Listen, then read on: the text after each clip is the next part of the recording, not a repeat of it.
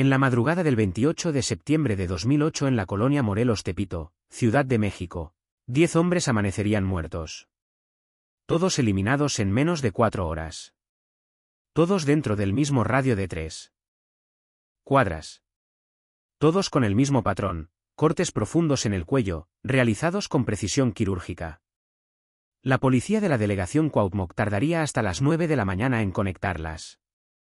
Ejecuciones, pero en las calles de Tepito todos ya sabían. Desde las 5 alguien había declarado la guerra a los tepiteños del norte, la célula de sicarios que controlaba el narcomenudeo en 6 manzanas del barrio Bravo. Y el motivo de esa guerra no era territorio, ni un cargamento de drogas, ni una traición entre bandas rivales. Era una deuda de 200 pesos. Sí, 200 pesos mexicanos. El precio de 4 cortes de cabello que nunca fueron pagados y un muchacho de 19 años que fue golpeado hasta la muerte por reclamarlos. El ejecutor no era un sicario profesional ni un esmitar.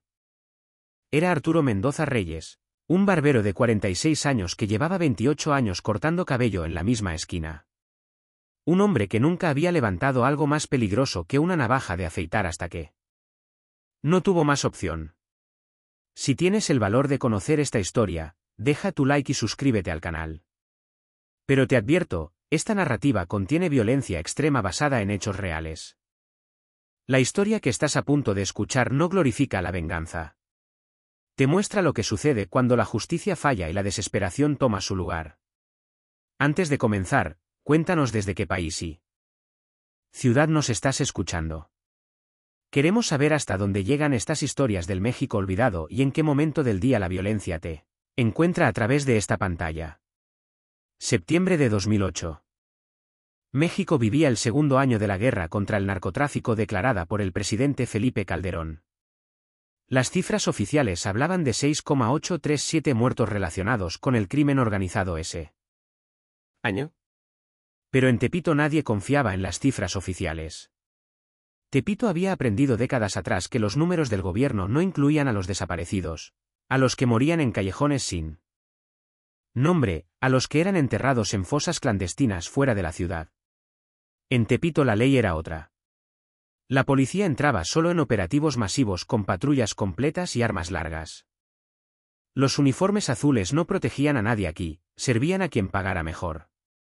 La colonia Morelos, conocida mundialmente como Tepito, se extendía en un laberinto de 36 manzanas a solo 1,5 kilómetros del Zócalo capitalino.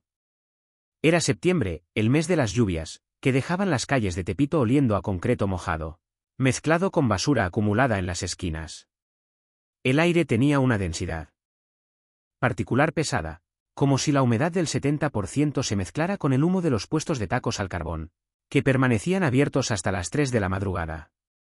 Las vecindades de 3 y 4 pisos se apretujaban unas contra otras, sus fachadas de ladrillo gris sin pintura, ventanas con rejas oxidadas, cables de luz colgando en maraña sobre las calles estrechas donde apenas cabía un auto. Los pasillos interiores de las vecindades eran aún más angostos, con pisos de cemento desgastado y paredes que aún conservaban pintura verde agua de los años 60. Las escaleras de metal crujían con cada paso. Las azoteas se conectaban entre sí, formando un segundo nivel de calles donde los niños jugaban y donde los criminales se escapaban cuando llegaba la policía. En la esquina de la calle Tenochtitlán y Matamoros, justo frente al puesto de tamales de Doña Petra, estaba la barbería San Juditas, un local de 4 metros de ancho por 6 de profundidad con piso de losetas blancas y negras que alguna vez formaron un patrón de ajedrez, pero que ahora estaban rotas y desniveladas. Las paredes pintadas de azul claro decoradas con calendarios viejos de modelos de los años 90. Un Cristo de yeso colgado junto a un retrato de la Virgen de Guadalupe y 3 espejos rectangulares con marcos dorados descarapelados. 2 sillas de barbero de cuero rojo gastado, marca Takara, compradas en 1985. Una repisa de madera con frascos de 3 flores, Glossora. Old Spice, navachas Gillette, tijeras de diferentes tamaños, máquinas de rapar eléctricas, marca Oster con sus cables enrollados, el aroma permanente de talco mezclado con lo de afeitar y ese olor metálico particular del cabello recién cortado. En las mañanas, cuando el sol entraba por la puerta abierta, Se podían ver las motas de cabello flotando en los rayos de luz, como polvo dorado suspendido en el aire. Arturo Mendoza Reyes tenía 46 años en septiembre de 2008. Medía 1,72 centímetros, complexión robusta. Sin llegar a gordo, 82 kilogramos distribuidos en un cuerpo que alguna vez fue atlético, pero que los años de estar parado frente al espejo cortando cabello habían encorvado ligeramente. Sus hombros eran anchos. De joven había trabajado cargando cajas en la Merced. Sus manos eran lo más distintivo de él. Manos grandes, con dedos gruesos, pero sorprendentemente ágiles. Manos de trabajador con callos en las palmas, pero con uñas siempre limpias y cortadas recto. Tenía una cicatriz de 3 centímetros en el dorso de la mano izquierda de cuando se cortó con una navaja mal guardada en 1989. Su rostro era cuadrado, pómulos marcados, nariz ancha que había sido rota en una pelea cuando tenía 20 años. Y que nunca se acomodó bien. Arrugas profundas en la frente, 3 líneas horizontales que se marcaban. Cuando fruncía el ceño, ojos, cafés oscuros, casi negros, con patas de gallo pronunciadas en las esquinas. Bigote grueso, negro con algunas canas cortado recto sobre el labio superior. Cabello negro peinado hacia atrás con gomina, también con canas en las sienes. Tenía un lunar café del tamaño de una lenteja en el lado izquierdo cuello, justo donde terminaba la línea de la mandíbula. Caminaba con pasos lentos, pero firmes, con las puntas de los pies ligeramente hacia afuera, como caminan los hombres que han pasado décadas parados en el mismo lugar. Hablaba poco, con voz grave, midiendo cada palabra antes de soltarla. Arturo se levantaba todos los días a las 5:30 de la mañana. Su despertador era un radio reloj marca Sony de 1997 que sonaba con estática de la estación 88.9 Noticias. Vivía en una vecindad en la calle Aztecas número 47, a 4 cuadras de su barbería, en un departamento de 2 cuartos en el segundo piso. Compartía baño con otras 5 familias. Se lavaba la cara con agua fría directamente de la llave del lavabo de cemento. Se cepillaba los dientes con pasta Colgate, se afeitaba el cuello con navaja de afeitar frente a un espejo pequeño colgado con un clavo. A las 6 de la mañana bajaba al patio de la vecindad, donde su esposa Magdalena ya tenía listo el café de olla en una olla de peltre azul. Desayunaba 2 piezas de pan dulce, conchas o cuernos comprados la noche anterior en la panadería de la esquina, mojados en café con mucha azúcar. A las 6:30 salía de su casa caminando hacia la barbería. Pasaba primero por el puesto de Doña Petra a comprar un tamal de rajas con queso envuelto en hoja de maíz. Lo comía mientras caminaba. A las 6:45 abría la cortina metálica de la barbería. El ruido del metal raspando contra él concreto resonaba en toda la calle. Prendía las luces, 2 tubos fluorescentes que parpadeaban antes de encender completamente. Barría el piso con una escoba de mijo, juntaba el cabello del día anterior, sacudía las sillas con un trapo, acomodaba sus herramientas en orden. A las 7 estaba listo para recibir al primer cliente. En las 2 de la tarde cerraba 1 hora para comer. Iba a la fonda de Doña Carmen a 2 cuadras.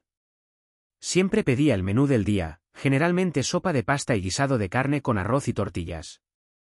A las 3 regresaba, cerraba la barbería a las 8 de la noche, llegaba a casa a las 8:30, cenaba lo que Magdalena preparaba, generalmente quesadillas o frijoles refritos con huevo. Veía las noticias en un televisor de 14 pulgadas marca Sanyo. A las 10 de la noche se acostaba. Magdalena Soto de Mendoza tenía 44 años, medía 1,58 centímetros, complexión rellenita, 72 kilogramos, con ese cuerpo de mujer mexicana que había tenido 3 hijos y cocinado tortillas a mano durante 25 años, rostro redondo, piel morena clara, mejillas rosadas, cabello negro largo hasta media espalda que siempre traía recogido en una trenza.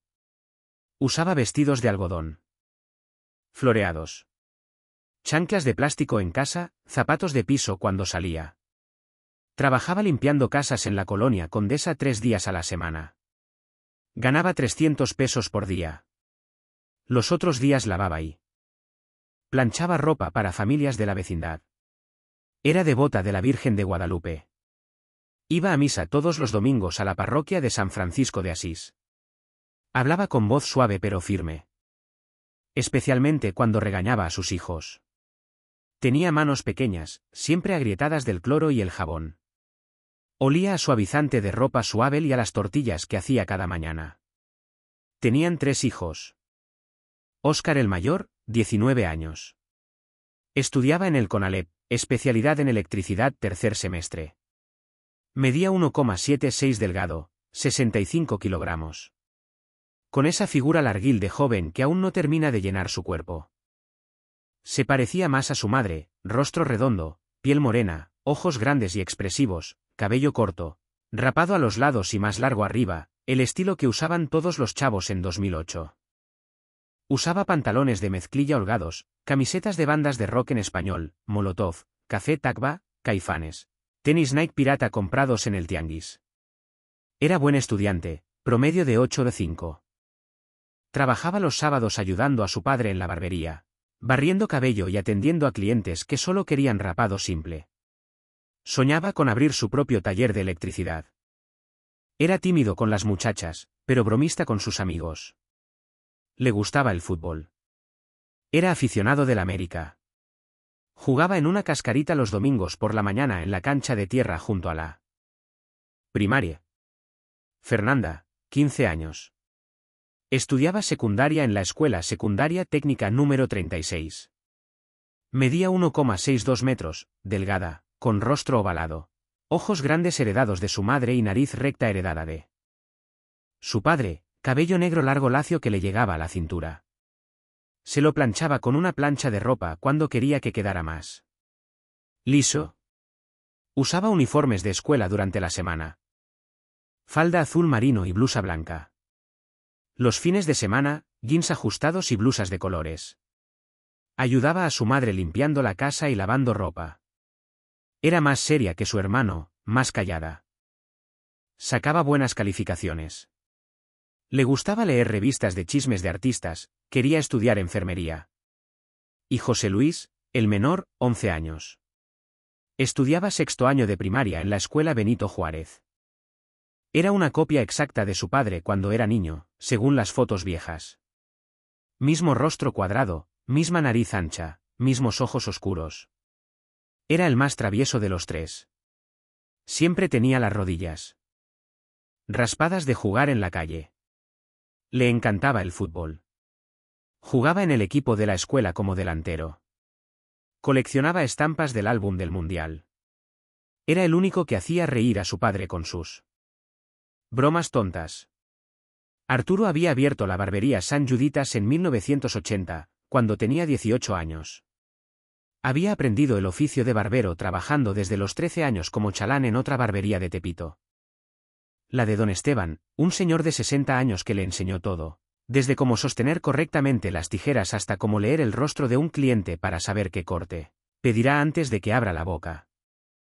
Don Esteban murió en 1979 de un infarto. Su familia cerró la barbería. Arturo, con los ahorros de 5 años trabajando de mozo en la Merced y lo poco que ganó como chalán de barbero, rentó el local en la esquina de Tenochtitlán y Matamoros por 800 pesos al mes. Compró sillas usadas, los espejos, las herramientas básicas. Abrió el 15 de febrero de 1980. Durante 28 años, Arturo cortó cabello en ese mismo lugar. Calculaba mentalmente que había atendido a más de 80,000 clientes. Había cortado aproximadamente 2 millones de cabellos individuales. Había escuchado miles de historias, secretos, confesiones, chismes del barrio. Los hombres de Tepito confiaban en su barbero más que en cualquier otra persona. En esa silla de cuero rojo, con la cabeza echada hacia atrás y la navaja de afeitar rozando la piel del cuello, los hombres hablaban de cosas que nunca dirían en ningún otro lugar. Arturo conocía a todos en Tepito. Conocía a los comerciantes que vendían en el tianguis. A los mecánicos, a los albañiles, a las señoras que vendían tamales, a los taxistas, a los policías, a los pandilleros, a los narcomenudistas. Conocía sus nombres, los nombres de sus esposas. Cuántos hijos tenían, dónde vivían, ¿Qué problemas tenían? En Tepito, el barbero era como el confesor de la iglesia. La diferencia es que el barbero cobraba 50 pesos por corte. En la barbería de Arturo no se hablaba de política ni de religión. Esas eran reglas no escritas, pero absolutas. Se hablaba de fútbol, de mujeres, de trabajo, de las pinches lluvias que inundaban las calles. De los precios que subían cada mes, de los hijos que estaban creciendo, de los viejos que se morían. Se hablaba del barrio siempre, del barrio. ¿Quién se peleó con quién?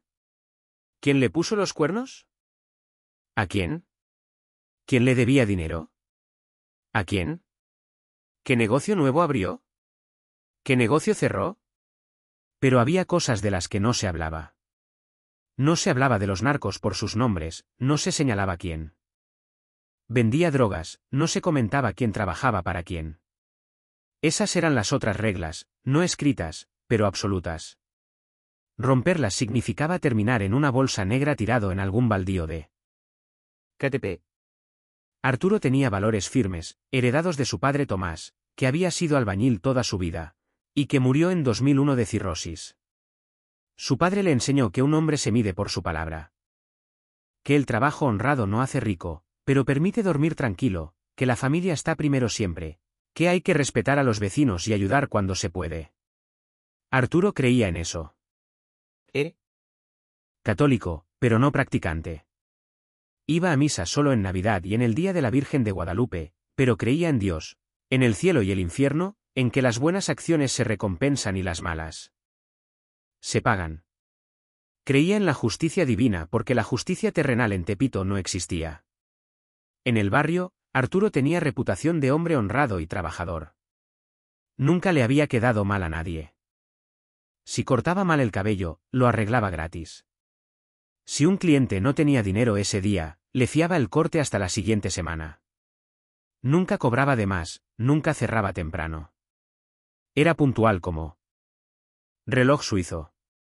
Los vecinos lo respetaban. Los niños del barrio lo llamaban Don Arturo. Las señoras le guardaban tamales cuando hacían. Los hombres le invitaban cervezas en las fiestas del barrio. Era parte del tejido de Tepito, una de esas personas que mantienen la comunidad funcionando sin hacer ruido. Arturo tenía algunos miedos. Le tenía miedo a la pobreza, a no poder pagar la renta del local, a que sus hijos pasaran hambre como él pasó hambre de niño.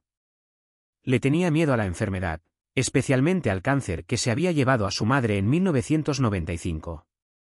Le tenía miedo a la violencia descontrolada que cada vez se ponía peor en el barrio.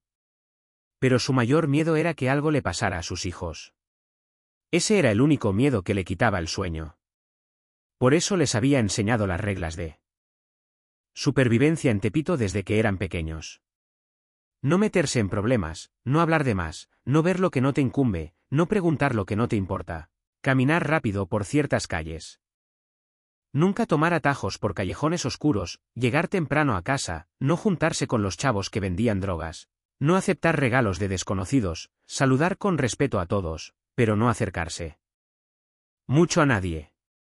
Óscar, Fernanda y José Luis habían crecido siguiendo esas reglas hasta septiembre de 2008. Esas reglas los habían mantenido a salvo. Los sueños de Arturo eran modestos. Quería que sus 3 hijos terminaran sus estudios, que Óscar abriera su taller de electricidad, que Fernanda estudiara enfermería, que José Luis terminara la secundaria. Al menos soñaba con ahorrar suficiente dinero para comprar el local de la barbería en lugar de rentarlo, pero sabía que el dueño pedía 450,000 y que él apenas ganaba 5.000 pesos al mes en buenos meses. Soñaba con llevar a su familia a Acapulco algún día, aunque fuera solo una vez. Magdalena nunca había visto el mar. Soñaba con ver a sus hijos casarse, con tener nietos, con retirarse algún día y que Óscar se hiciera cargo de la barbería. Soñaba con envejecer tranquilo. Eran sueños simples, de un hombre simple. Pero en Tepito hasta los sueños más simples eran lujos que no todos podían darse. Arturo tenía una rutina para las noches de los sábados. Después de cerrar la barbería a las 8 de la tarde, hacía las cuentas de la semana. Guardaba el dinero en una bolsa de plástico dentro de una lata de galletas Marías escondida debajo del lavabo donde lavaba el cabello. De lunes a viernes ganaba en promedio 350 pesos diarios. Los sábados, que eran los días más ocupados, podía ganar hasta 800 pesos. Los domingos abría solo mediodía y ganaba unos 300. Total semanal, aproximadamente 3,000 pes. De esos 800 se iban en renta del local, 500 en productos y herramientas, 300 en servicios de luz y agua, 100 quedaban libres. Con esos 1.400 pesos más los 900 que ganaba Magdalena limpiando casas y los 200 que aportaba Óscar los sábados, la familia Mendoza Reyes sobrevivía con 2,500 pesos a la semana. No era mucho. Pero alcanzaba para comer, para pagar la renta del departamento, que era de 1.800 al mes, para los pasajes de la escuela, para los útiles, para alguna emergencia pequeña. No sobraba nada. Pero tampoco faltaba lo esencial. El problema con los tepiteños del norte comenzó en marzo de 2008, 6 meses antes de la masacre. Los tepiteños del norte no eran un cártel grande con estructura internacional. No movían toneladas de cocaína ni controlaban rutas de tráfico. Eran una célula local de narcomenudeo, una de las 30 o 40 que operaban en Tepito en 2008, peleándose entre sí por él. Control de algunas cuadras, de algunos puntos de venta, de algunas esquinas donde colocar a los halcones. Vendían cristal, marihuana, coca en bolsitas de celofán. Su territorio abarcaba 6 manzanas. Alrededor de la calle Tenochtitlán, justo donde estaba la barbería de Arturo. Eran 10 hombres en total, 8 sicarios, un jefe, un contador que manejaba el dinero. No tenían uniformes ni vehículos sostentosos. Usaban motocicletas Honda Yamaha de 150 cc compradas de segunda mano. Vestían como cualquier joven de Tepito, jeans, playeras, gorras, tenis, pero todos en el barrio los identificaban. Se reconocían por los tatuajes, por la forma de caminar, por las miradas, por el silencio que se hacía cuando entraban a un negocio. El líder se hacía llamar Rodrigo Salinas Cruz, alias El Búho. Tenía 32 años en 2008. Medía 1,81 centímetros, complexión delgada pero fibrosa, 73 kilogramos. De puro músculo duro, rostro anguloso con pómulos marcados. Mandíbula cuadrada, ojos claros color miel que contrastaban con su piel morena oscura. Esos ojos le habían ganado el apodo porque parecía que podía ver en la oscuridad. Cabello rapado al ras, barba de 3 días permanente. Tenía un tatuaje de un búho en todo el pecho, las alas extendidas de hombro a hombro, hecho en el reclusorio cuando estuvo preso 2 años por posesión de drogas entre 2003 y 2005. En el cuello tenía tatuado el número 13 en letras góticas. En los nudillos de la mano derecha las letras TEPI. En la izquierda TO. Otra cicatriz gruesa cruzaba su mejilla izquierda desde el ojo hasta la mandíbula, recuerdo de una pelea con navajas en 2006 con miembros de una banda rival. Usaba cadenas de oro gruesas, anillos en casi todos los dedos, reloj Rolex pirata. Caminaba con pasos lentos, moviendo los hombros con esa seguridad. De quién sabe que todos le tienen miedo. Hablaba poco con voz ronca de fumador, casi en susurros, lo cual obligaba a la gente a acercarse para escucharlo. Esa era una táctica intimidatoria que había aprendido. Fumaba cigarros Marlboro rojos, 3 cajetillas al día, tomaba cerveza Corona, usaba cocaína diario, principalmente en las noches. El búho había nacido en Tepito, en la misma vecindad donde seguía viviendo. Su padre, Rafael Salinas, había sido mecánico hasta que lo mataron en un asalto en 1994. Su madre, Eloía Cruz, trabajaba vendiendo ropa usada en el tianguis. Rodrigo dejó la escuela a los 12 años. Empezó vendiendo marihuana en bolsitas a los 14. A los 16 ya trabajaba como halcón para una banda más grande. A los 18 cometió su primer asesinato. Mató a balazos a un rival que le debía 5.000 pesos a su jefe de entonces. Entró al reclusorio Oriente a los 20 años. Salió a los 22, más violento, más conectado, con más contactos criminales. En 2006 formó su propia célula. Los tepiteños del norte. El nombre era aspiracional. Querían controlar todo el lado norte de Tepito algún día. En 2008 apenas controlaban 6 manzanas, pero Rodrigo tenía ambiciones. Soñaba con crecer, con volverse importante, con que su nombre se dijera con respeto, pero era impaciente, paranoico, adicto a la cocaína, lo cual lo hacía impredecible y peligroso. Golpeaba a su novia, una muchacha de 19 años llamada Brenda. Golpeaba a sus sicarios cuando cometían errores. Había matado personalmente a 7 personas entre 2006 y 2008. No sentía remordimiento. Veía la violencia como parte del negocio, como el precio de hacer dinero rápido. Su mano derecha era Daniel Ríos Carmona, alias El Flaco. 28 años, 1,78, extremadamente delgado, 58 kilogramos. Con aspecto de adicto crónico porque lo era. Rostro demacrado, ojos hundidos, dientes amarillentos y picados. Tatuaje de una calavera en el antebrazo derecho. Siempre vestía de negro. Era el sicario más letal del grupo. Había matado a 11 personas. Usaba una pistola 9000 que llevaba metida en la cintura del pantalón. Era silencioso, obediente, ejecutaba órdenes sin preguntar. Vivía con su madre en una vecindad cerca de la barbería de Arturo. El contador era Mauricio Sánchez Télez, alias El Contador, porque no tenía imaginación para apodos. 35 años, 1,70, gordo, 95 kilogramos. Con cara de oficinista porque había estudiado 2 años de contaduría en una universidad patito antes de desertar. Usaba lentes, vestía mejor que el resto, camisas de botones y pantalones de vestir. No participaba en las ejecuciones, pero manejaba todo el dinero. Llevaba las cuentas de las ventas, cobraba las deudas, pagaba a los halcones. Vivía en Iztapalapa, venía a Tepito solo para trabajar. Los otros 7 sicarios eran Héctor Nava, 24 años, Mario Ortiz, 22 años, Cristian Méndez, 26 años, Jesús Ramírez, 21 años, Fernando Castillo, 23 años, Iván Torres, 25 años y Omar Solís, 20 años. El más joven del grupo. Todos con historias similares, todos habían crecido en Tepito o en colonias cercanas igual de jodidas.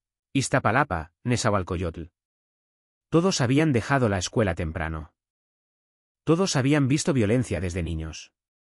Todos habían elegido el camino rápido, el dinero fácil, las armas, las drogas. Ninguno esperaba llegar a los 40 años. Lo sabían. Por eso vivían rápido.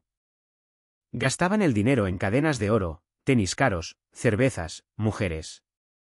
Por eso no tenían miedo a morir hasta que la muerte llegó a buscarlos una madrugada de septiembre. Los tepiteños del norte. Operaban con un sistema simple. Tenían 3 puntos de venta en su territorio. Esquina de Tenochtitlán y Matamoros a media cuadra de la barbería de Arturo, esquina de Aztecas y Libertad y un departamento en la vecindad de la calle Heroes, donde guardaban la droga. Los salones, chavos de 14 a 17 años, vigilaban las calles desde las esquinas.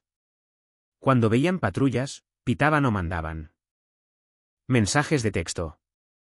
Los vendedores, otros chavos jóvenes, hacían las transacciones rápidas, bolsita por billetes. El dinero subía a los sicarios. Los sicarios protegían el territorio, cobraban deudas. Eliminaban competencia. El BEUO coordinaba todo. El contador manejaba las finanzas.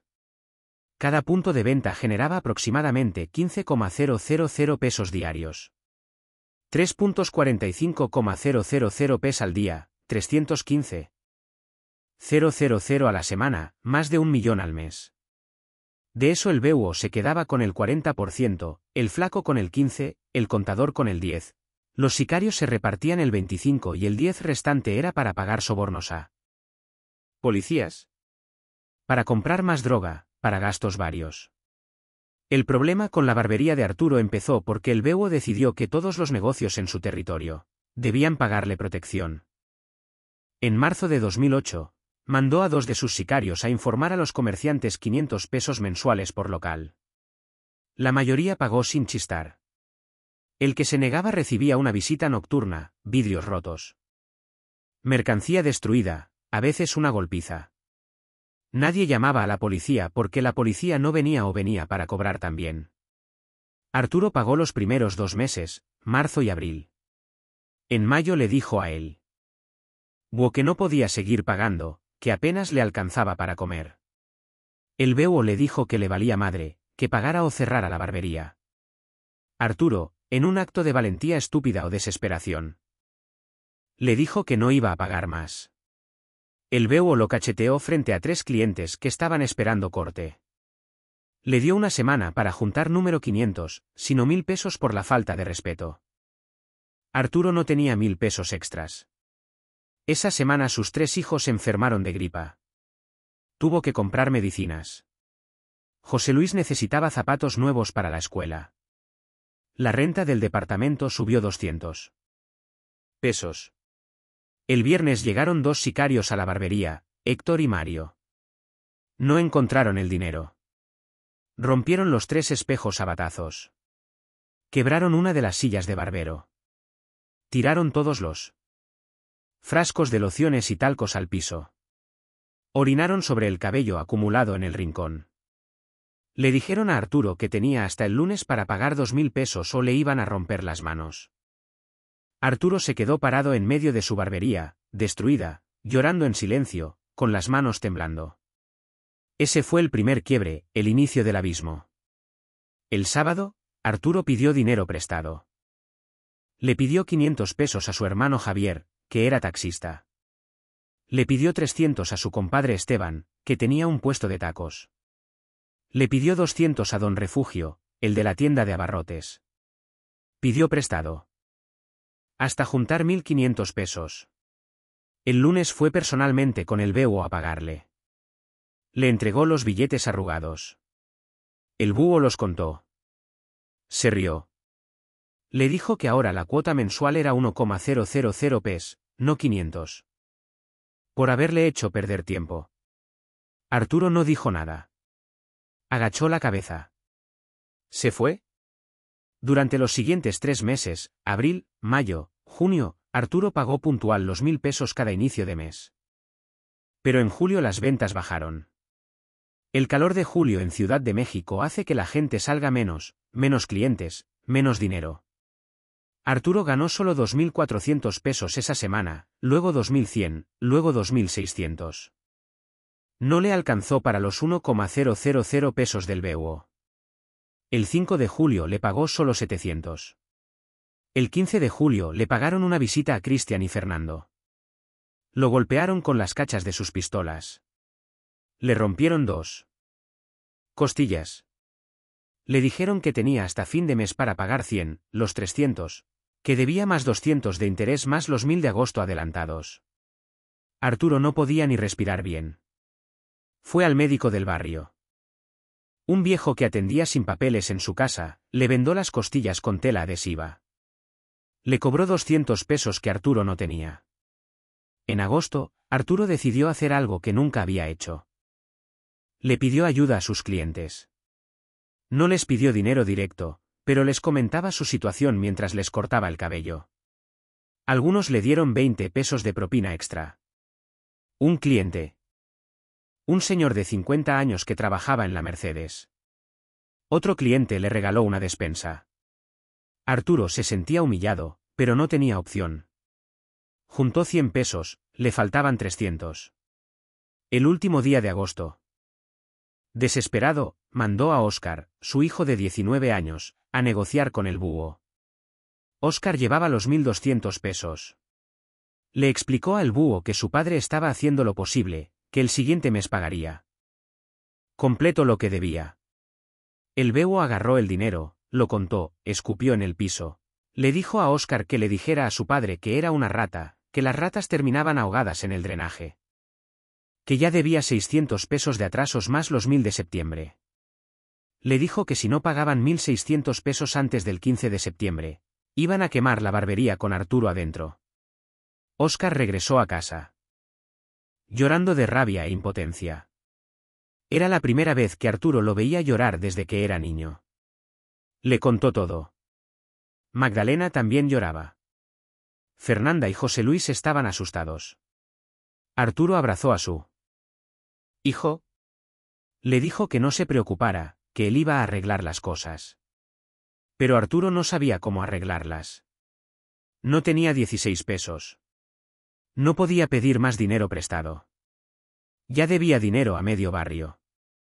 No podía cerrar la barbería porque era su única fuente de ingreso. No podía irse de Tepito porque no tenía a dónde ir. Estaba atrapado. El 10 de septiembre, Arturo hizo lo que debió haber hecho. Meses atrás.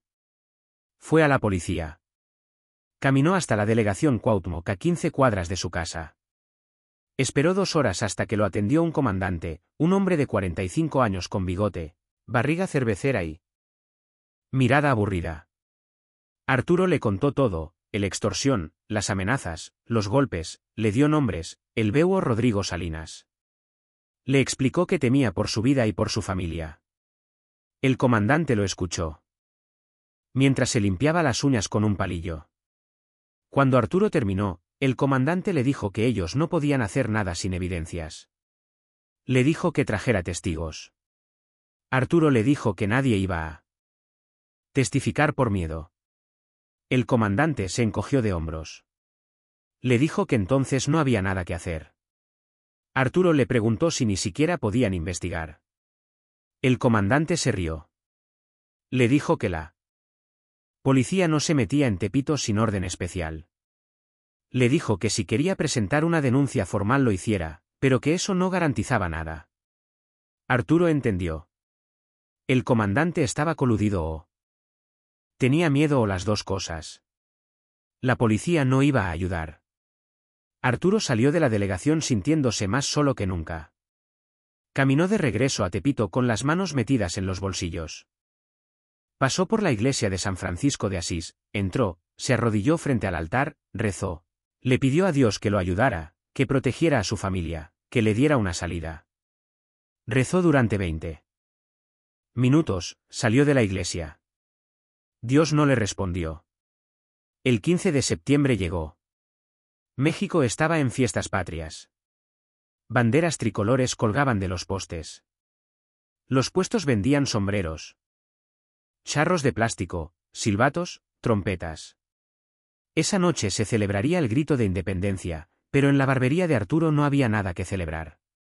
A las 6 de la tarde llegaron el beuo, el flaco y Héctor. Cerraron la cortina metálica de la barbería desde adentro. Había 2 clientes esperando. Les dijeron que se largaran. Los clientes salieron corriendo.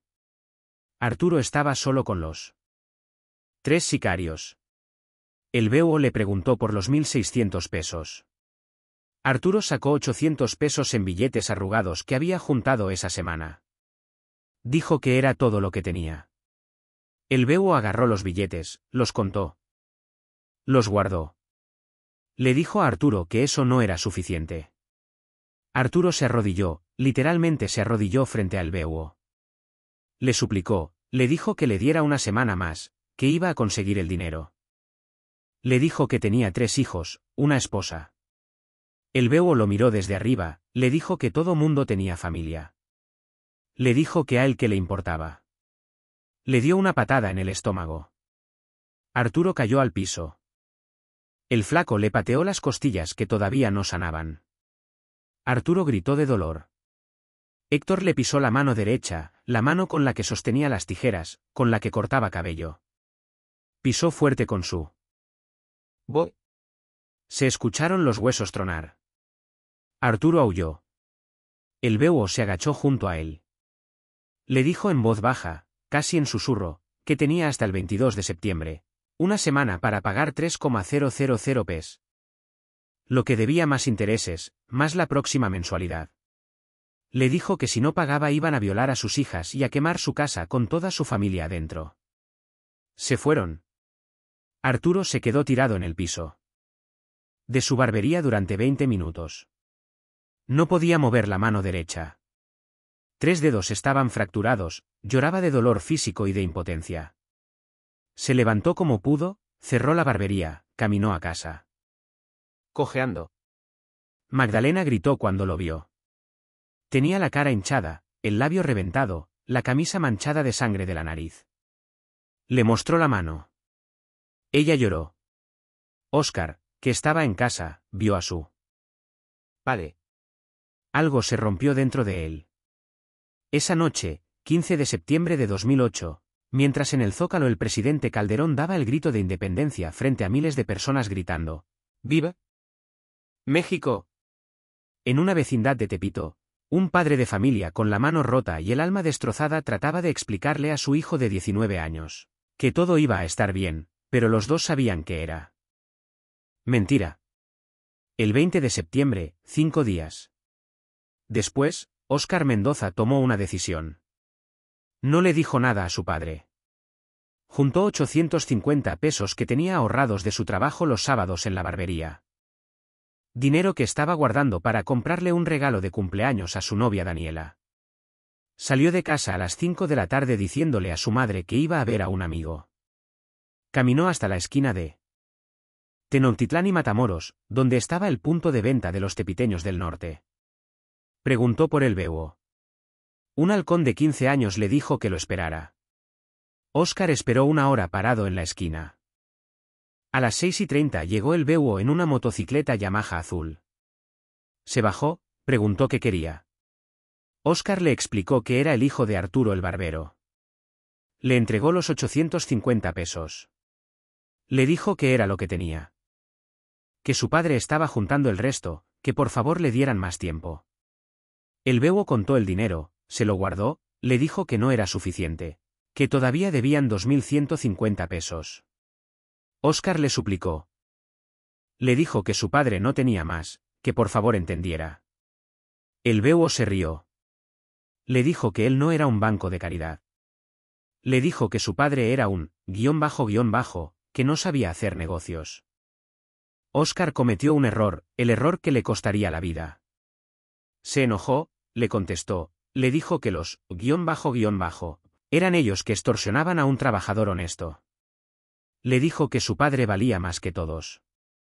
Ellos juntos. Le dijo que algún día les iba a ir mal. El bebo se quedó callado. Miró a Óscar fijamente. Óscar era 1,76, 65 kilogramos. Era un muchacho flaco sin ninguna experiencia en violencia.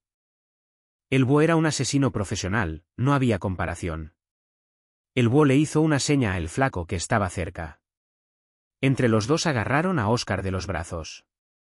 Lo metieron a un callejón a media cuadra. De ahí.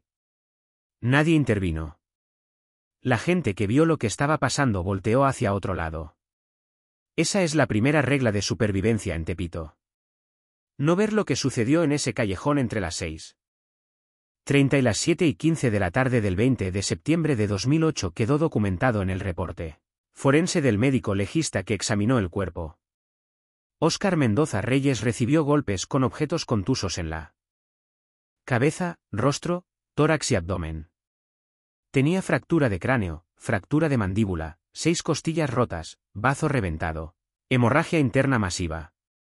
Lo golpearon con bates de béisbol, con tubos de metal, con las cachas de pistolas, con patadas. Lo golpearon durante 45 minutos hasta que dejó de moverse. Cuando ya no respondía, el bebo le disparó un tiro en la nuca con una pistola 9mm. Dejaron el cuerpo tirado entre la basura. Se fueron. Un vecino encontró el cuerpo a las 8 de la noche. Reconoció a Óscar. Fue corriendo a avisarle a Arturo. Arturo corrió. Magdalena corrió detrás de él. Encontraron a su hijo mayor tirado en un charco de sangre entre bolsas de basura y cartones mojados. Arturo se arrodilló junto al cuerpo, lo levantó, lo abrazó, gritó. Magdalena cayó al piso, aullando. Los vecinos empezaron a juntarse alrededor, pero nadie se acercaba. Llegó una patrulla de policía a las 9 de la noche, una hora después. Los policías acordonaron la escena, llamaron a los peritos. Tomaron fotos, hicieron preguntas. Arturo les dijo quién lo había matado, Rodrigo Salinas, alias el bebo. Les dijo dónde encontrarlo. Los policías anotaron todo en una libreta. Dijeron que iban a Investigar. Arturo sabía que era mentira. Nadie iba a investigar nada. El cuerpo de Óscar fue trasladado al servicio médico forense. Arturo y Magdalena fueron con él. Identificaron el cuerpo. Oficialmente, firmaron papeles, regresaron a casa a las 3 de la madrugada del 21 de septiembre. Fernanda y José Luis estaban despiertos esperando. Cuando vieron las caras de sus padres supieron. Fernanda empezó a llorar. José Luis se quedó callado, en shock. La familia Mendoza Reyes se sentó en la mesa de la cocina. No hablaron, solo lloraron. El velorio fue el 22 de septiembre en la Funeraria Escandón, una funeraria barata a 3 cuadras de su vecindad. El ataúd más barato costó 3.500 pesos. Arturo pidió prestados otros 2.000 pesos para pagar. El cuerpo de Óscar, lavado y vestido. Con su mejor camisa, la camisa blanca que usaba para ir a la escuela, estaba hinchado y desfigurado. Magdalena no dejaba de tocarle la cara. El velorio duró 24 horas. Llegaron vecinos, amigos, familia. Todos ofrecían condolencias, pero nadie hablaba de lo que realmente había pasado.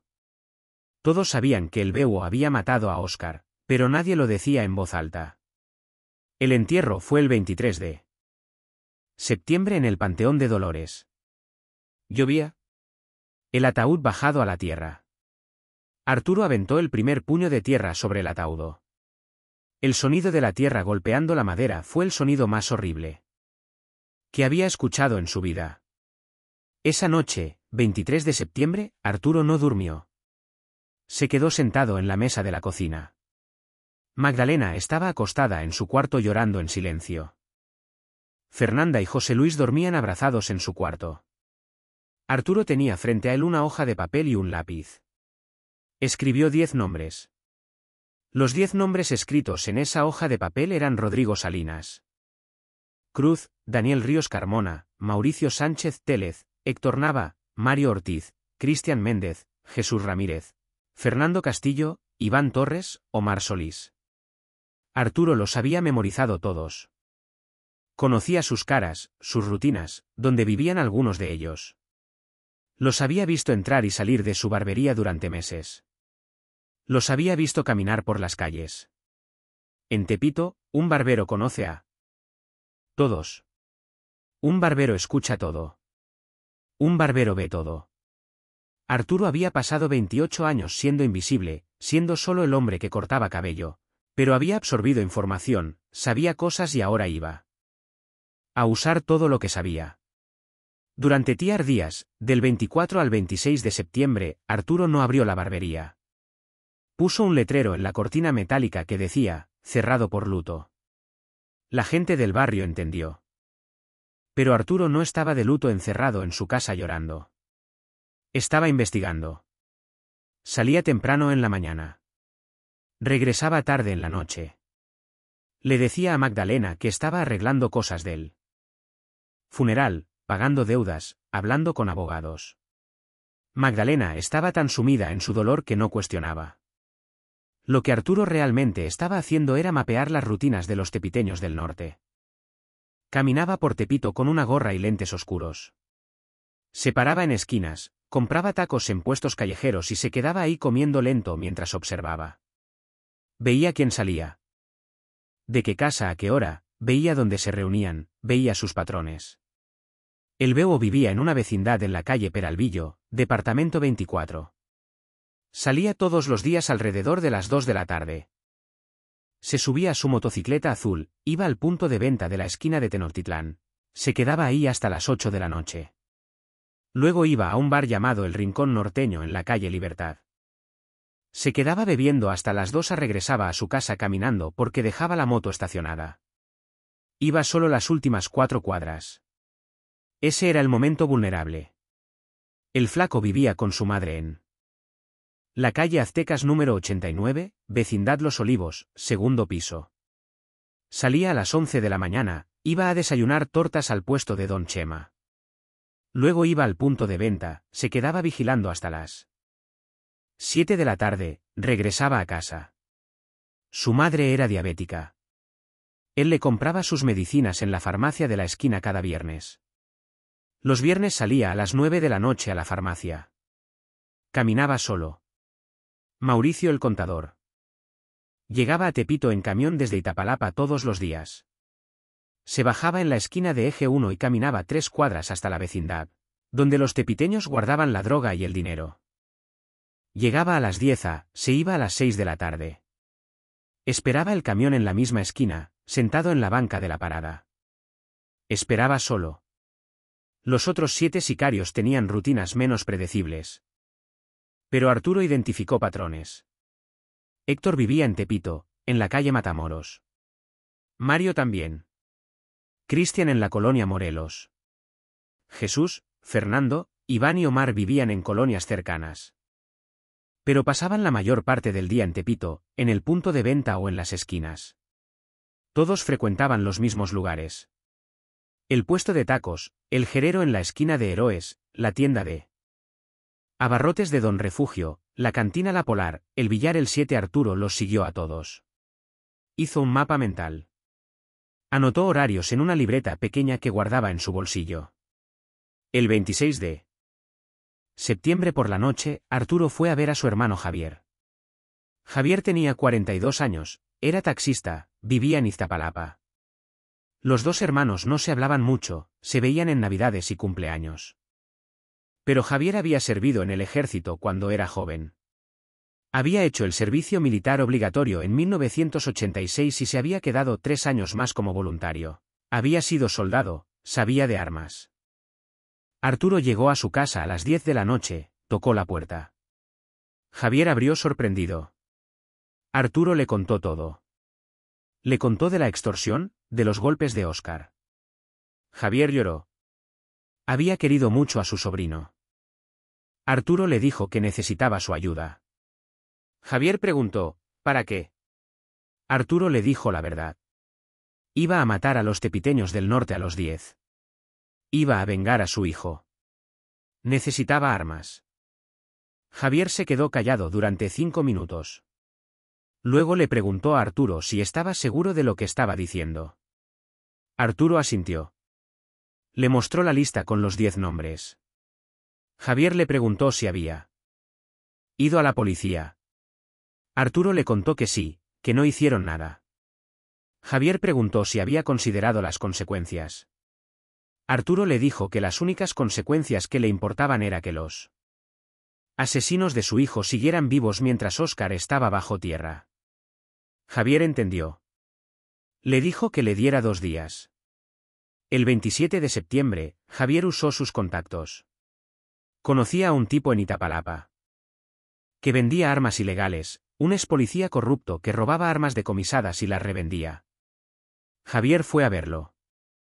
Le compró 2 pistolas 9.000 aras sin registro, una Beretta y una Glock con 2 cargadores extras cada una. También le compró un machete de 45 centímetros de los que usan para cortar caña. Le costó 8,000 pes. Javier puso 5,000 de su bolsa. Le dijo al vendedor que los otros 3,000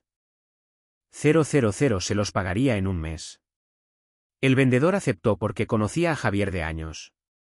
El 28 de septiembre por la mañana, Javier fue a la vecindad de Arturo. Le entregó una mochila deportiva negra marca Boy. Dentro estaban las 2 pistolas envueltas en trapos, los cargadores, 60 balas en total y el machete. Le explicó cómo funcionaban las pistolas. Javier había sido soldado, pero Arturo nunca había disparado un arma.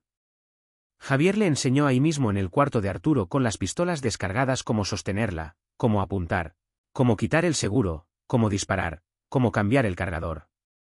Le hizo practicar el movimiento 50 veces. Le dijo que disparar a una persona era diferente que disparar a un objetivo. Le dijo que la mano iba a temblar. Le dijo que apuntara al centro de masa. Al pecho. Le dijo que no dudara porque dudar te mataba. Arturo absorbió cada palabra, practicó cada movimiento. Javier se fue. Le dijo que no quería saber nada más, que no podía ayudarlo en la ejecución porque tenía esposa e hijos, pero que rezaría por él. Arturo escondió las armas debajo de su cama bajo unos cobertores viejos. Magdalena no sabía nada. No podía saber. Ella no lo entendería. Ella era una mujer de fe. Creía en Dios, en el perdón. Arturo también había creído, pero Dios no había salvado a Óscar. Ahora solo creía en la justicia que podía hacer con sus propias manos. Esa noche, 28 de septiembre, Arturo revisó su plan por última vez. No podía matarlos a todos en un solo lugar. Sería imposible. Tenía que ser uno por uno, rápido, en diferentes ubicaciones. Antes de que los demás se dieran cuenta. Tenía que hacerlo en una sola noche, en pocas horas, para que no hubiera tiempo de reacción. Tenía que empezar con los más peligrosos, primero. El Búho y el Flaco, luego los demás. Tenía que usar las ventajas que tenía. Conocía el territorio mejor que ellos. Era invisible para ellos. Nadie esperaría que un barbero de 46 años con la mano rota fuera una amenaza. Decidió empezar a las 12 de la noche, la madrugada del 29 de septiembre, domingo para lunes. Los domingos los sicarios se relajaban más, bebían más, bajaban la guardia. Arturo sabía que el Búho estaría en el rincón norteño hasta las 2 a. Ese sería el momento. A las 10 de la noche del 28 de septiembre, Arturo le dijo a Magdalena que tenía que salir, que un amigo necesitaba ayuda con algo. Magdalena, perdida en su propio dolor, apenas lo escuchó. Arturo se puso ropa oscura, pantalón de mezclilla negro, chamarra negra con capucha, tenis negros. Metió las 2 pistolas en la cintura de su pantalón, cubiertas por la chamarra. Metió el machete en una funda de tela que amarró a su pierna con un cordón. Salió de su casa a las 10:30 de la noche, caminó por las calles de Tepito. Las calles estaban relativamente vacías. Algunos puestos de tacos todavía abiertos, algunos borrachos caminando, tambaleándose, música de banda saliendo de las ventanas. Arturo caminaba con las manos en los bolsillos. Pasó desapercibido. Era solo otro tepiteño caminando por su barrio. Llegó a la esquina cerca del rincón norteño a las 11 de la noche. Se quedó esperando en una entrada oscura de una vecindad abandonada. Esperó. A las 12:15 el bar todavía estaba lleno. Esperó. A la 1 algunas personas empezaron a salir. Esperó. A las 2:10 vio salir a el Búho. Iba con 2 tipos que Arturo no conocía. Maldijo en silencio. No podía hacer nada con testigos. Los 3 hombres caminaron juntos durante 2 cuadras. Luego los 2 tipos se despidieron y se fueron por otra calle. El Búho siguió solo. Arturo lo siguió desde media cuadra atrás. El Búho iba caminando lento, mirando su celular, escribiendo mensajes. Iba desprevenido. Eran las 2:25 a. La calle estaba vacía. No había luces en las ventanas de las vecindades. No había nadie. Arturo aceleró el paso.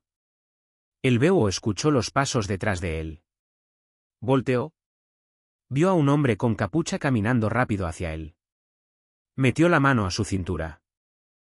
Buscando su pistola. Arturo ya tenía la bereta en la mano. Disparó 3 veces. La distancia era de 4 metros. Las balas impactaron en el pecho del Búho.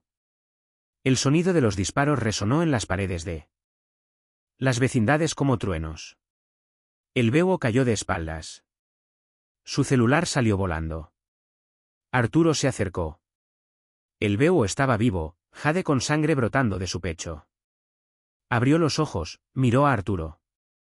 Reconoció al barbero, trató de hablar, pero solo salió sangre de su boca. Arturo se agachó junto a él, le dijo en voz baja, «Esto es por Óscar». Metió el cañón de la pistola en la boca del Búho. Disparó. La parte de atrás de su cráneo explotó. Arturo se limpió la sangre de la cara con la manga de su chamarra, se levantó, caminó rápido, alejándose, metió la pistola en su cintura. Eran las 2:27 a. 9 objetivos restantes. Arturo sabía que tenía poco tiempo. Los disparos habían sido escuchados.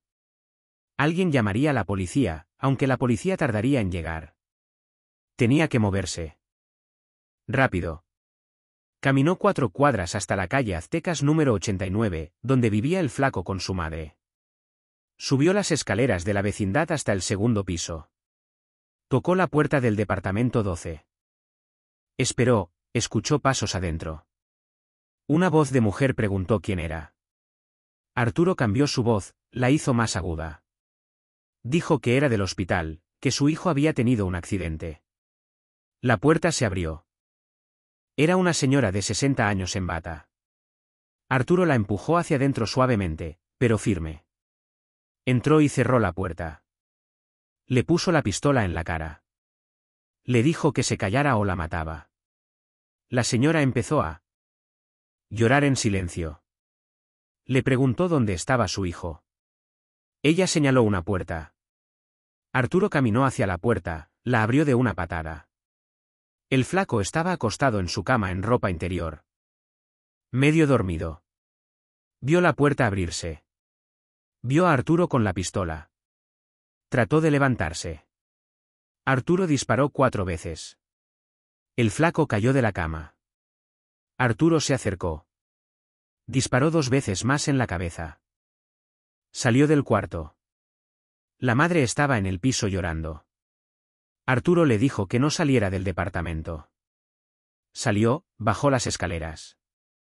Eran las 2:35 a 8 objetivos restantes. Arturo sabía que Mauricio. El contador no estaba en Tepito, vivía en Iztapalapa, no podía ir hasta allá, pero recordó algo. Los viernes los tepiteños se reunían en el departamento de la calle Giroes, donde guardaban droga y dinero para hacer cuentas. No era viernes, era domingo, pero valía la pena verificar. Caminó hasta la calle Heroes número 56. La puerta de la vecindad estaba abierta. Subió al tercer piso. El departamento era el 18. Puso el oído en la puerta. Escuchó voces adentro. Respiró profundo. Tocó la puerta 3 veces. Las voces se callaron. Alguien preguntó quién. Arturo dijo, soy el barbero. Tengo información de la policía. Hubo un silencio. Luego la puerta se abrió lentamente. Era Héctor, uno de los sicarios. Tenía una pistola en la mano, pero apuntando hacia abajo. Abrió solo una rendija para ver. Arturo no esperó. Empujó la puerta con toda su fuerza. Héctor cayó hacia atrás. Arturo entró disparando. La Glock en su mano derecha disparando una y otra vez. Héctor recibió 2 balas en el pecho. Adentro había 4 personas más. Mario, Cristian, Jesús, Fernando. Estaban sentados alrededor de una mesa con bolsas de droga y fajos de billetes. Cristian levantó una pistola. Arturo le disparó primero 3 balas. Cristian cayó de su silla. Mario corrió hacia una puerta del fondo. Arturo le disparó en la espalda. Mario se estrelló contra la pared y cayó. Jesús y Fernando levantaron las manos gritando que no disparara. Arturo disparó. Jesús recibió 2 balas en el pecho. Fernando recibió una en el estómago y otra en el cuello. Cayó agarrándose la garganta con sangre brotando entre sus dedos. Arturo cambió el cargador de la Glock. Sus manos temblaban. Tenía sangre salpicada en su ropa, en su cara. Verificó que los 5 estuvieran muertos.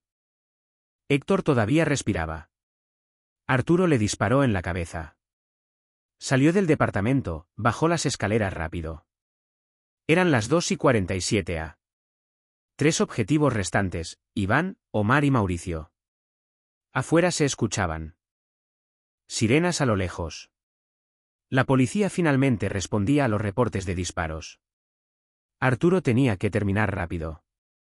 Sabía que Iván frecuentaba la cantina La Polar. Corrió 4 cuadras hasta la cantera. Estaba cerrada. Iván no estaba ahí. Arturo recordó que Iván a veces dormía en un cuarto de azotea en la calle Matamoros número 102.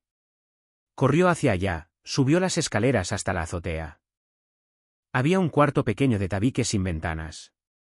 Pateó la puerta. La puerta se abrió. Iván estaba adentro con una muchacha. Estaban en la cama desnudos. Iván gritó. Trató de alcanzar su pistola que estaba en una mesa.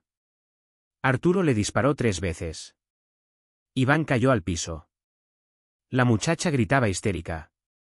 Arturo le dijo que se callara. La muchacha se metió debajo de las cobijas temblando. Arturo salió. Eran las 2:55 a. 2 objetivos restantes, Omar y Mauricio. Omar era el más joven, 20 años. Arturo sabía que vivía cerca de ahí en la calle Libertad. Corrió 3 cuadras. Vio a Omar caminando por la calle. Iba con audífonos puestos escuchando música.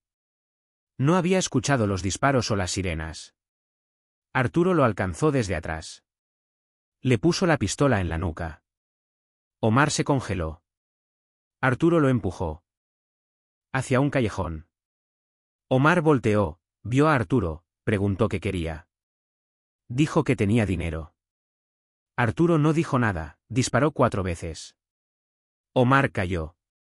Eran las 3 a. Un objetivo restante. Mauricio el contador. Arturo sabía que no podía llegar a Iztapalapa. Mauricio se había salvado por no estar en Tepito, pero Arturo recordó que Mauricio tenía un auto, un Suru blanco, que estacionaba en la calle Peralvillo cuando venía a Tepito. Arturo corrió hacia esa calle, vio el Sur estacionado. Significaba que Mauricio se había venido ese día y probablemente se había quedado a dormir en algún lugar en Tepito. ¿Dónde? Arturo pensó. El departamento de la calle Giro estaba destruido, lleno de cadáveres. Mauricio tenía que estar en otro lugar. De repente recordó algo. Una vez escuchó a unos clientes en la barbería mencionar que el contador tenía una novia en Tepito, una muchacha que trabajaba en un salón de belleza en la calle Aztecas. Arturo corrió hacia esa calle. Había 3 salones de belleza. El primero estaba cerrado, el segundo estaba cerrado, el tercero tenía una entrada que daba a una vecindad. Arturo entró a la vecindad, preguntó a una señora que estaba sentada en el patio si conocía a la novia del contador. La señora, asustada por ver a un hombre con sangre en la ropa, señaló el departamento 8 en el primer piso. Arturo tocó la puerta. Una voz de mujer preguntó. ¿Qué? Arturo dijo que era urgente, que traía un mensaje del BUO. La puerta se abrió. Una muchacha de 22 años apareció. Detrás de ella estaba Mauricio sentado en un sillón viendo televisión en ropa interior. Vio a Arturo. Sus ojos se abrieron grandes. Trató de correr. No había dónde correr. Arturo entró, empujó a la muchacha hacia un lado, apuntó a Mauricio. Mauricio gritó que tenía dinero. Que le podía pagar lo que quisiera. Arturo disparó 5 veces.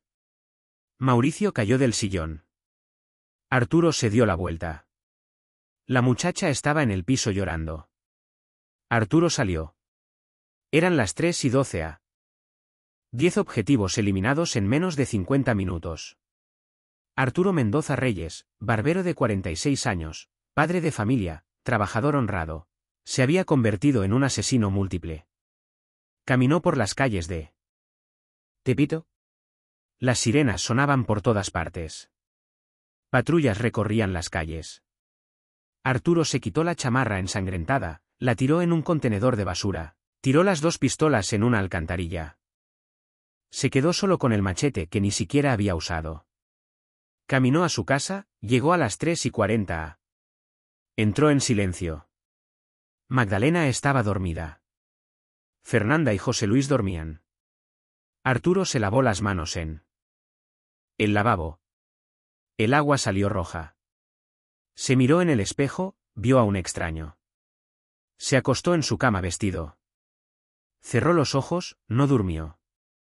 A las 5 los cuerpos empezaron a ser descubiertos. El del BUO fue Encontrado por un vendedor de tamales que salía a trabajar. El del flaco cuando su madre salió gritando del departamento. Los 5 del departamento de la calle Héroes, cuando los vecinos escucharon las moscas y el olor. El de Iván cuando su novia salió corriendo gritando de la azotea. El de Omar lo encontró un policía en el callejón. El de Mauricio cuando su novia llamó a la policía histérica. A las 9 la policía había confirmado 10 homicidios en Tepito, todos en un radio de 8 cuadras. Todos en menos de una hora, todos relacionados con los tepiteños del norte. El comandante a cargo de la investigación, el mismo que había ignorado a Arturo 2 semanas antes, declaró a los medios que estaba buscando a un asesino serial o a un grupo rival del crimen organizado. La nota salió en todos los periódicos. Masacre en Tepito. 10 muertos en una sola noche. Arturo abrió su barbería ese lunes, 29 de septiembre a las 7 como todos los días. Barrió el piso, acomodó sus herramientas. Prendió las luces. A las 7:30 llegó su primer cliente. Era don Refugio, el de la tienda de abarrotes. Se sentó en la silla. Arturo le puso la capa, empezó a cortarle el cabello. Don Refugio le preguntó si había escuchado de la masacre. Arturo dijo que sí, que qué barbaridad. Don Refugio dijo que alguien finalmente había puesto orden.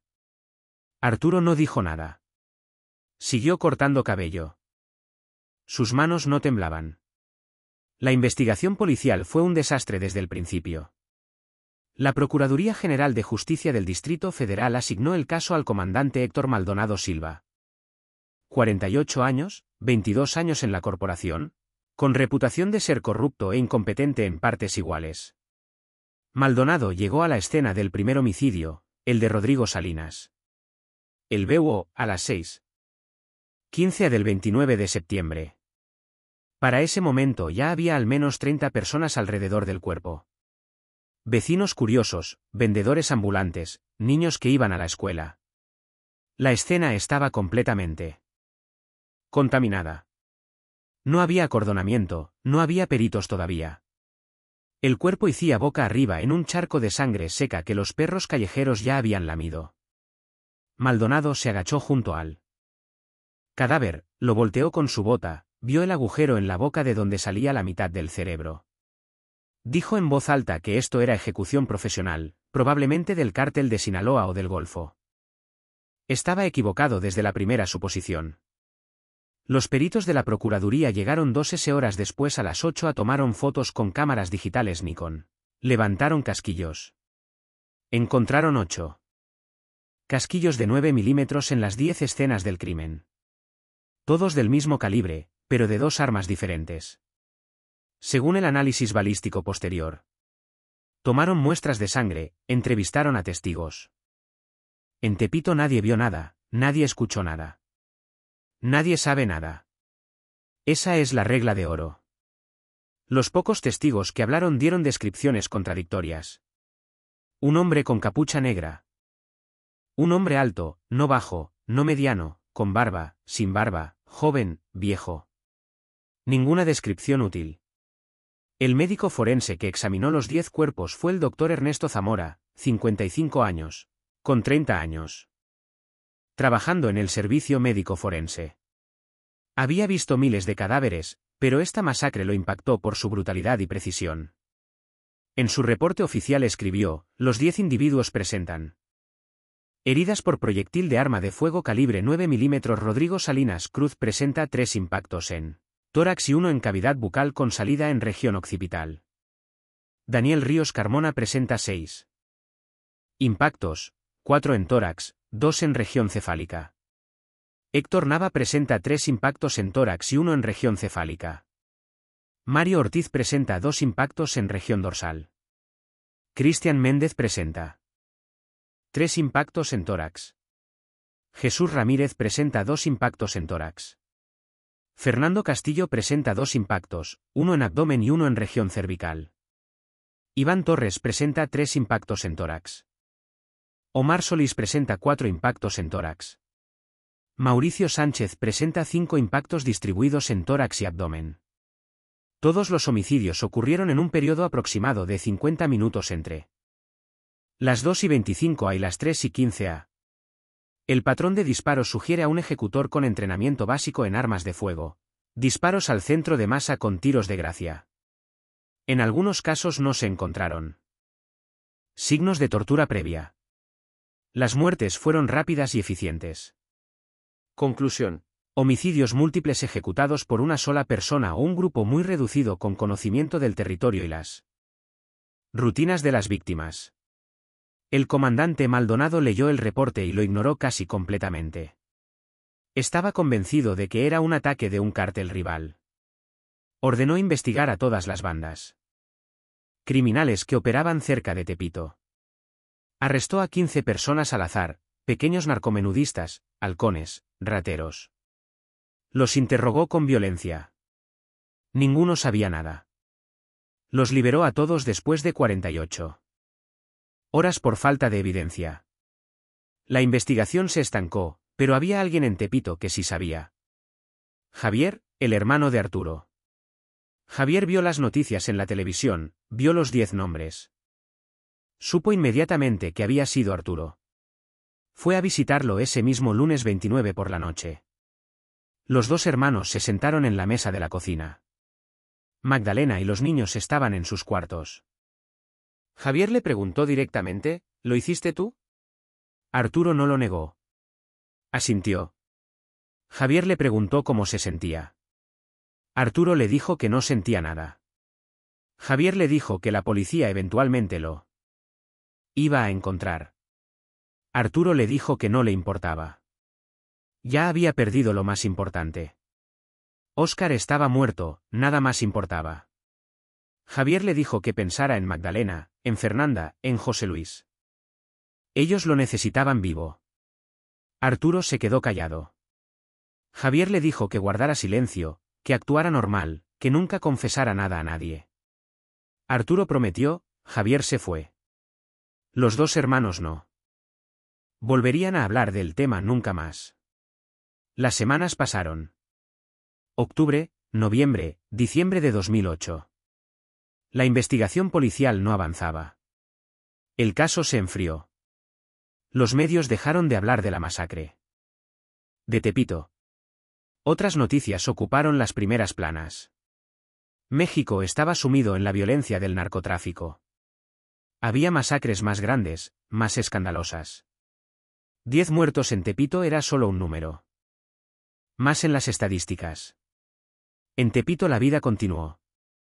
Los puntos de venta que controlaban los tepiteños del norte fueron tomados por otra banda en menos de una semana. Los salones cambiaron de jefe. El territorio se redistribuyó. La violencia no paró, nunca para, solo cambia de nombre, de cara, de ubicación. Arturo continuó trabajando en su barbería todos los días 7 a 8 p.m. cortando cabello, afeitando cuellos, escuchando historias. Algunos clientes comentaban sobre la masacre, especulaban sobre quién había sido. Algunos decían que los tepiteños se lo merecían por abusivos. Otros decían que era obra del gobierno. Otros decían que era él, mismo que se los había llevado. Arturo escuchaba en silencio. Nunca comentaba, solo asentía, seguía cortando cabello. Magdalena nunca supo la verdad. Arturo nunca se lo dijo.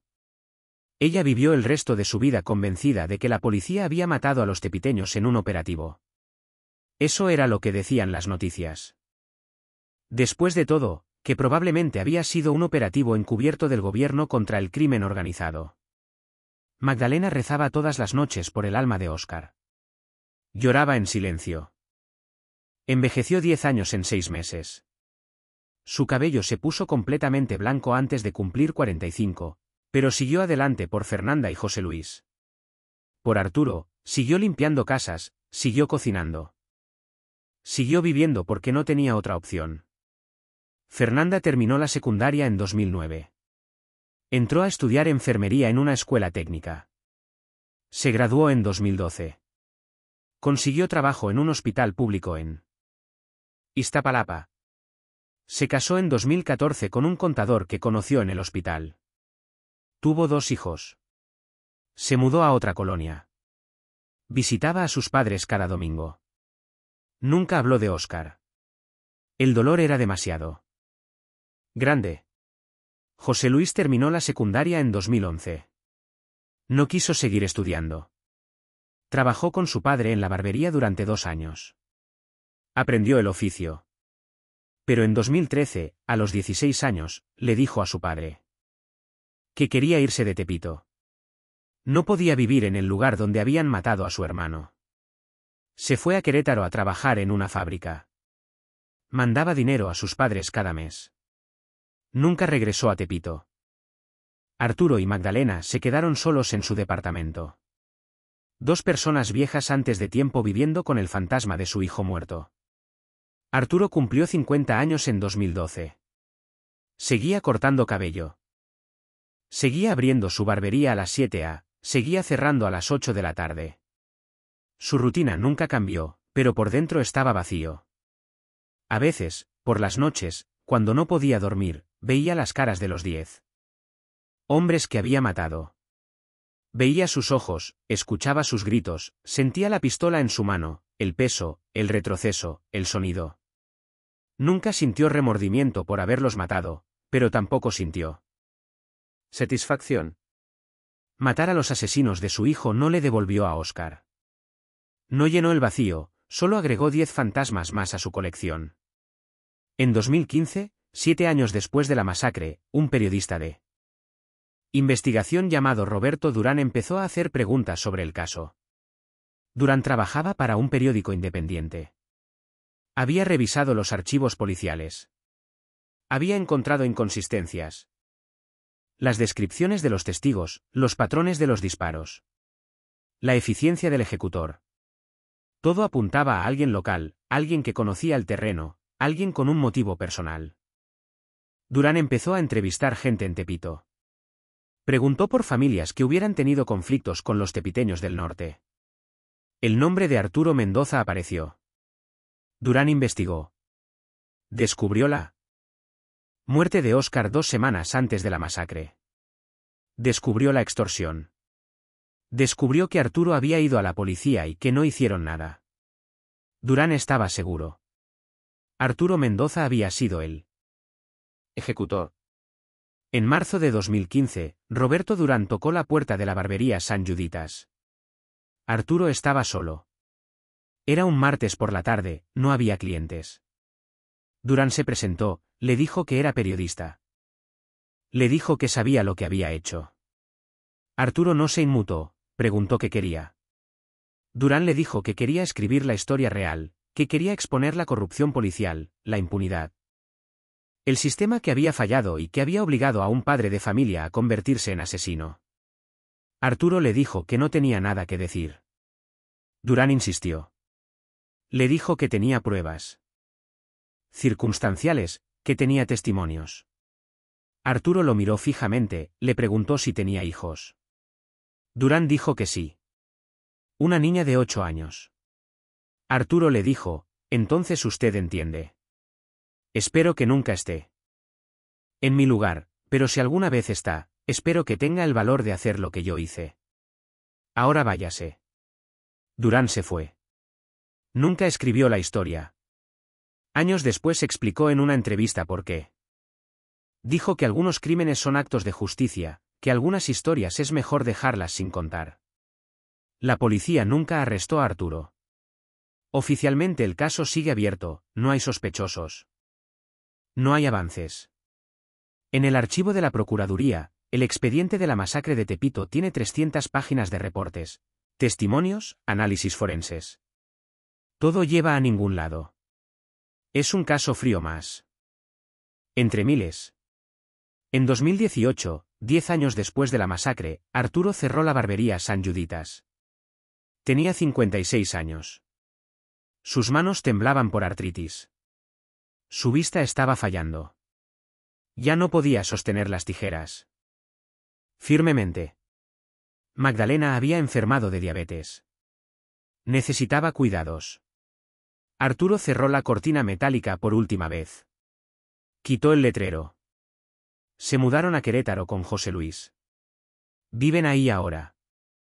Arturo tiene 62 años en 2025. Magdalena tiene 61. Viven en una casa pequeña que José Luis les compró. Tienen un jardín. Arturo pasa los días regando plantas. Magdalena cocina. Los dos envejecieron. Juntos, unidos por el amor y el trauma. Nunca volvieron a Tepito. Nunca visitaron la tumba de Óscar. El dolor es demasiado. El local de la barbería San Juditas en la esquina de Tenochtitlán. Matamoros está abandonado. Nadie lo ha rentado desde 2018.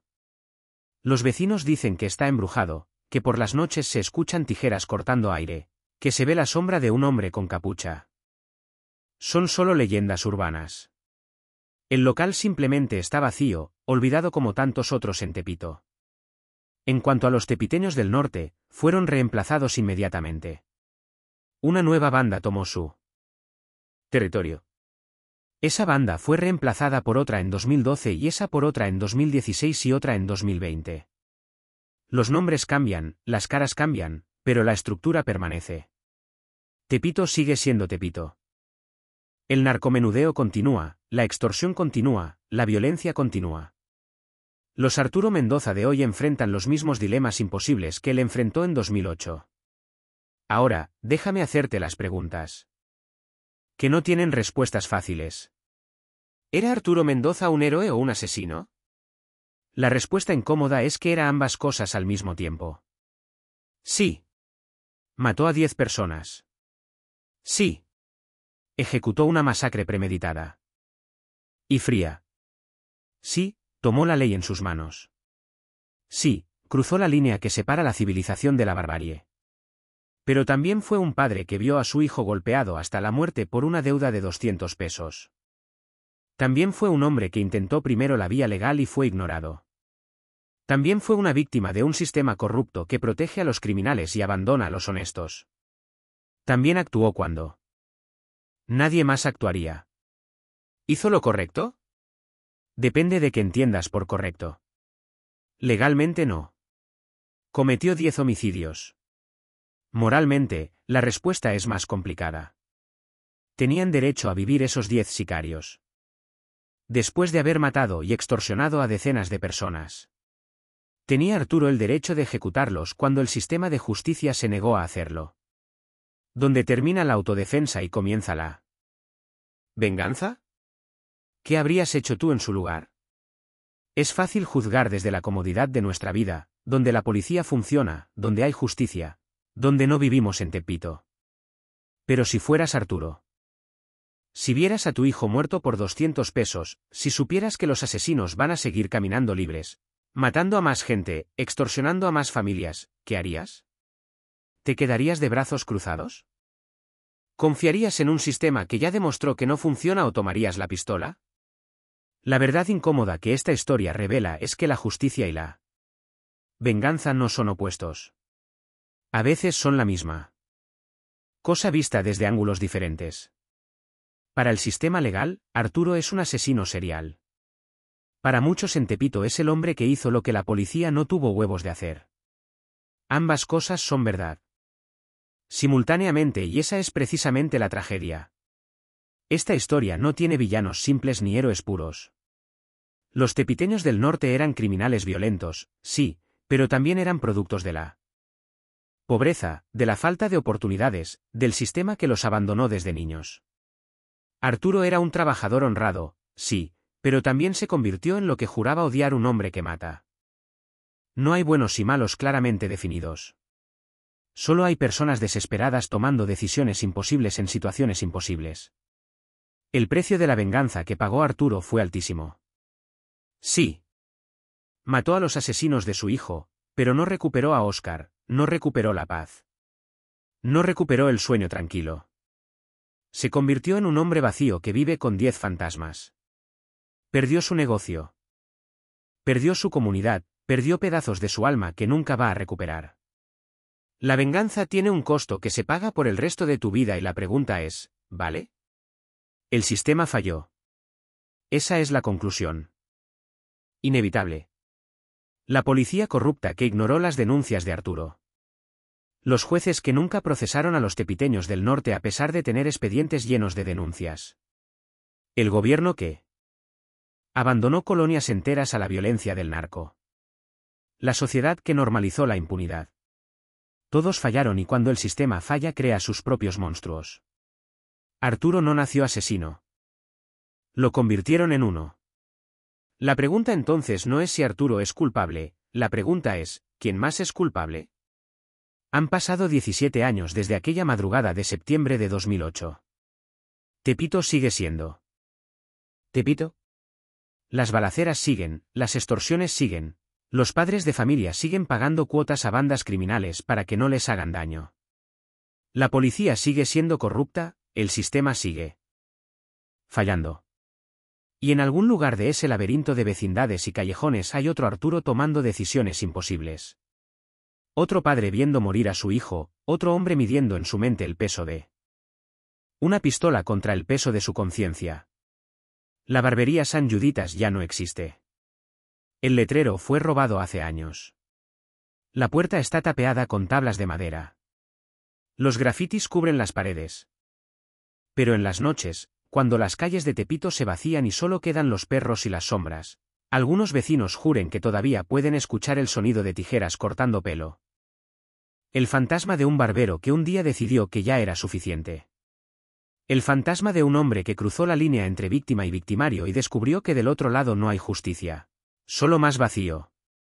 Si esta historia te hizo reflexionar sobre justicia, venganza y el precio de proteger a quienes amamos, deja tu like para ayudar a que más personas la conozcan.